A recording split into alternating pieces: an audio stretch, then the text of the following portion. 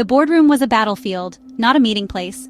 Every inch of polished floor, every echoing footstep felt like the prelude to a silent war. The air was thick with anticipation, as if the walls themselves remembered every power struggle that had played out within them. Faces reflected in polished mahogany, all sharp edges and colder intentions. Their eyes flickered with calculation, their expressions carefully composed masks.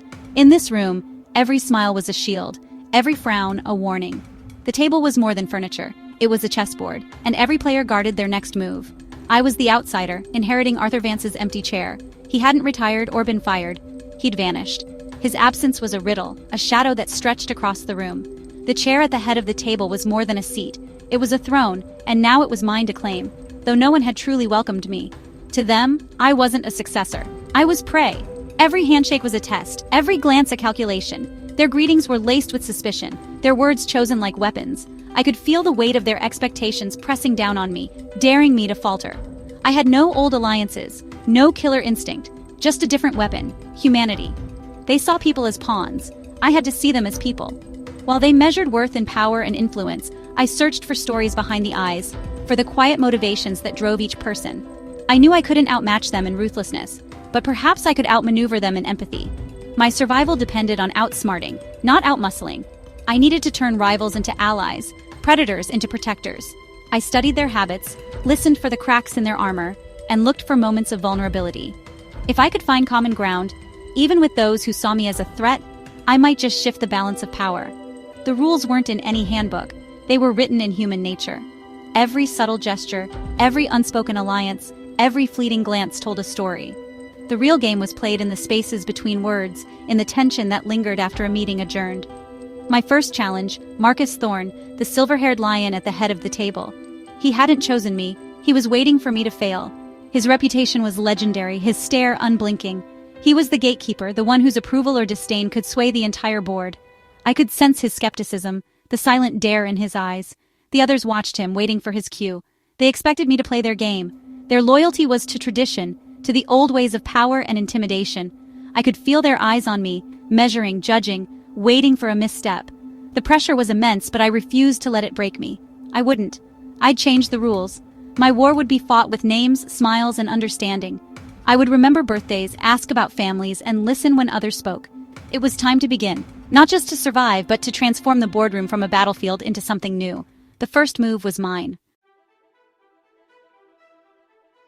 My first test came fast. Marcus Thorne storming down the hall, anger radiating. His assistant trailed behind, bracing for impact. He was ready to make an example of me. My instinct was to brace, to fight back. Instead, I relaxed. I smiled, small, genuine, calm. It wasn't corporate, it was human. He faltered, his anger losing momentum. He stopped, confused. "What?" he grumbled, but the fire was gone. The smile had disarmed him. I kept it, offering empathy without words. "Long day?" I asked quietly. He grunted, more tired than angry, and moved on. His assistant stared, shocked. I'd survived my first encounter, not by fighting, but by refusing to fight. The first rule, a genuine smile is a shield no anger can penetrate. Sometimes the softest gesture is the strongest defense. Next was Eleanor Vance, the company's ice queen and head of legal. She was feared, avoided, her assistant David invisible to most. I started small. "Good morning, David." Every day. He straightened, surprised, then warmed. Soon, he greeted me first, held doors, offered coffee. When I needed a file from Eleanor, David warned me, "She's in a terrible mood." "I know, David, but it's important. Can you tell her I'm here?" He nodded, and I was let in. Eleanor's eyes were icy, but I used her name. "Eleanor, David mentioned you're having a rough day, so I'll be quick." The ice cracked just a little. Using someone's name is simple but powerful. It's the key to being seen. I'd built a tiny bridge. Acknowledging a person's name is acknowledging their existence. It's the simplest, most powerful sound to them. That day, the first gate opened. The lesson names matter. They're the first step to trust. Julian Croft, head of innovation, was brilliant but bitter. His ideas stolen, his credit lost. He killed projects with passive resistance. I dug into his past work, found a forgotten gem, Project Nightingale. Next time I saw him, I said, "Julian, I found Nightingale." The code was elegant, years ahead of its time. He braced for criticism, but I offered genuine praise. "You understood it?" he asked, surprised. "I did. It was a work of art." We talked, not about code, but about his talent. The next day, the delayed report I needed was on my desk. I hadn't threatened or bribed him. I'd paid him in honest appreciation. Flattery is cheap, sincere praise is rare and valuable. I'd earned his cooperation. Sometimes the right words unlock the most stubborn doors. Appreciation is a currency everyone values. My alliances were fragile but growing. In the world of high-stakes business, trust is currency, and every relationship is a negotiation. I was learning that the bonds I was building could be easily broken, but with care, they could also become my greatest strength. The real threat was Sophia Rossi, head of sales, charming, ruthless, and quietly undermining me. She was the kind of leader who could sway a room with a single glance, her ambition as sharp as her tailored suits. Her influence was subtle, but it was growing, and I knew I had to tread carefully. She pushed a risky sales strategy, winning support with passion. Her words were persuasive, her energy infectious. The team was drawn to her vision, even as I saw the dangers lurking beneath the surface. I could have countered with data, but that would make her a martyr. Challenging her head-on would only strengthen her position, painting me as the obstacle to progress. I needed a different approach, one that would reveal the truth without creating an enemy. Instead, I invited her in. "Tell me about your plan." No pitch, just talk. I wanted to hear her unfiltered thoughts, to understand not just what she wanted, but why she believed in it so fiercely. She was surprised, then opened up. The walls she'd built around her ideas began to lower, and for the first time I saw the person behind the strategy, a leader driven by both ambition and genuine concern for results. I listened, no interruptions, no phone, just attention. I gave her the space to speak freely, showing her that her perspective mattered. In that moment, my silence spoke louder than any argument could. I asked questions. What does aggressive outreach look like for the client? I wanted her to think beyond the numbers, to consider the real impact on the people we served. She talked herself through her own plan, hearing its flaws aloud. As she spoke, her confidence wavered, and she began to see the risks she'd overlooked. Sometimes the act of explaining reveals more than any debate. Client retention could take a hit, she admitted. The realization was difficult for her, but it was honest. She was finally seeing the bigger picture, the unintended consequences of her bold proposal. By the end, she'd talked herself out of it. The plan that once seemed unstoppable now felt uncertain, and she was the one to close the door on it. I hadn't argued. I'd just listened. Sometimes the most powerful thing you can do is give someone the space to hear themselves think. Active listening isn't passive, it's powerful. It's a skill that can shift the balance of power, turning confrontation into collaboration. People find their own answers if you let them.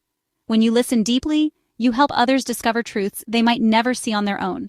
She left, not defeated, but respected. Our rivalry softened into mutual understanding, and a new foundation for trust was laid. Listening turned a rival into a reluctant ally. In the end, it wasn't my arguments that won her over, it was my willingness to hear her out. Sometimes silence is the loudest tool. In a world full of noise, the quiet moments can be the most persuasive. The art of listening can change minds, without a single argument. In business, as in life, true influence often begins with a simple act: listening, fully and without agenda. The tide was turning, but new challenges emerged. Julian, now an ally, wanted to fire Ben, a junior who'd wiped months of research. "He's incompetent," Julian fumed. Firing Ben would be easy, but it would breed fear, not loyalty. "Let's talk to him first," I said. Ben arrived, pale and shaking. Instead of accusation, I offered empathy. "This must be a terrible day for you." He explained. He'd made a mistake out of ambition, not carelessness. Julian's anger faded. He remembered being that young once. We discussed better safety protocols. Ben volunteered to lead the effort, desperate to make amends. A disaster became an opportunity. Criticism kills growth. Understanding creates loyalty. I refused to condemn. I chose to teach. The lesson mistakes are lessons, not death sentences. The company's culture was the final obstacle. Silos, infighting, and exhaustion. Sophia thrived in chaos, but I needed unity for a new collaborative project. She argued against it. "It's a fantasy. Departments won't share." She was right. Old habits die hard. I didn't argue data. I appealed to something deeper. "Are you tired? Tired of fighting for budget? Blaming other departments? Endless politics?" Faces around the table softened. I'd found the common enemy, the system itself. This isn't just a project, it's a new way of working where we succeed together. I wasn't selling a product, I was selling relief. Sophia had no counter. The project was approved. The silos began to crack. Sometimes the best way to win is to unite everyone against a shared pain. I'd found the ground we all stood on. The company was ready for change. The first step to unity is shared exhaustion and hope for something better. The collaborative project was my all-in bet. Old habits lingered. Departments hesitated. Sophia waited for failure. The project stalled, dying by 1,000 small hesitations. I called a meeting with key leaders. I'm not here for problems, I'm here for ideas, your ideas. I credited Julian's team, Eleanor's review, finance's model. I made them the heroes, not the obstacles. Every key component was framed as their idea. People fight for their own ideas, not ones forced on them. The energy shifted. Skeptics became builders. The project revived, not by command but by shared ownership. Sophia, expecting a funeral, witnessed a resurrection. The final rule: let others feel the idea is theirs. Leadership isn't about taking credit, it's about giving it away. When everyone owns the solution, everyone fights for it. That's how you win the unwinnable game. 3 months later, the project was a staggering success. The numbers spoke for themselves, deadlines met, targets exceeded, and a sense of pride radiated through every department.